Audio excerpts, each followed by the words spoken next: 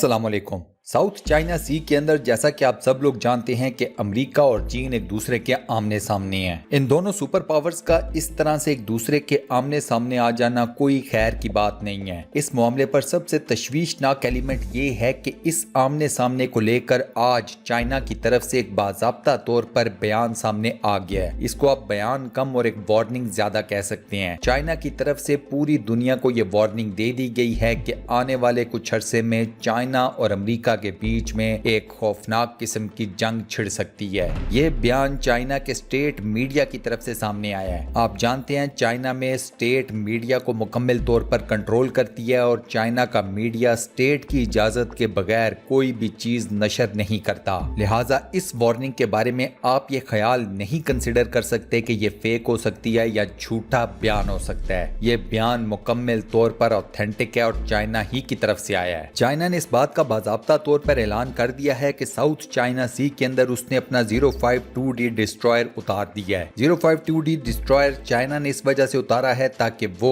अमरीकी बहरी बेड़े को टारगेट कर सके। इसके अलावा इस बयान में चाइना ने इस बात का ऐलान किया है, इस बात को ऑन किया है कि मौजूदा हालात में इस वक्त अमेरिका को चाइना के ऊपर थोड़ा सा अपर हैंड है। चाइना और अमेरिका की लड़ाई को लेकर चाइना ने पूरी दुनिया के सामने दो सिनेरियोस पेश किए हैं। चाइना के मुताबिक पहला सिनेरियो ये है कि अमेरिका और चाइना के दरमियान बाज़ाब्ता दू बदू एक दूसरे के साथ जंग होगी। इसमें कोई तीसरा मुल्क इन्वॉल्व नहीं होगा। अमेरिका अपने खतरनाक तरीन हथियारों के साथ चाइना के ऊपर हमला करेगा, जवाब में चाइना अपने खतरनाक तरीन हथियारों के साथ अमेरिका को भरपूर जवाब देगा। ये पहला सिनेरियो हो गया 1 to 1 लड़ाई का। चाइना के मुताबिक दूसरा सिनेरियो ये बिल्डअप हो रहा है कि अमेरिका ये कोशिश करेगा कि चाइना के जितने नेबरिंग कंट्रीज हैं, स्पेशली वो ममालिक के जिनके साथ साउथ चाइना सी के साहिल लगते हैं, अमेरिका इन ममालिक को असलहा देगा, ठीक ठाक भारी किस्म का असलहा देगा और इन ममालिक को यूज करेगा चाइना के खिलाफ। अब साउथ चाइना सी के साथ ये कौन कौन से ममालिक हैं वो भी जरा नोट कर लें। Indonesia, Malaysia, Vietnam, Philippines, Taiwan, Japan. China ये समझता है कि अमेरिका इन ममालिक को उसके खिलाफ इस्तेमाल कर सकता है। अब अगर ये सिनेरियो पेश आता है तो ये वो सिनेरियो होगा जो अमेरिका को बकौल चाइनीज एक अपर हैंड जरूर देगा, लेकिन चाइनीज इसके साथ ये भी कहते हैं कि बेशक अमेरिका उनके खिलाफ थोड़ा सा अपर हैंड ले भी जाए, चाइना अपना दिफा मुकम्मल तरीके से करेगा, भरपूर दिफा करेगा और अमेरिका और उसके इत्तेहादियों को मुंह तोड़ जवाब देगा।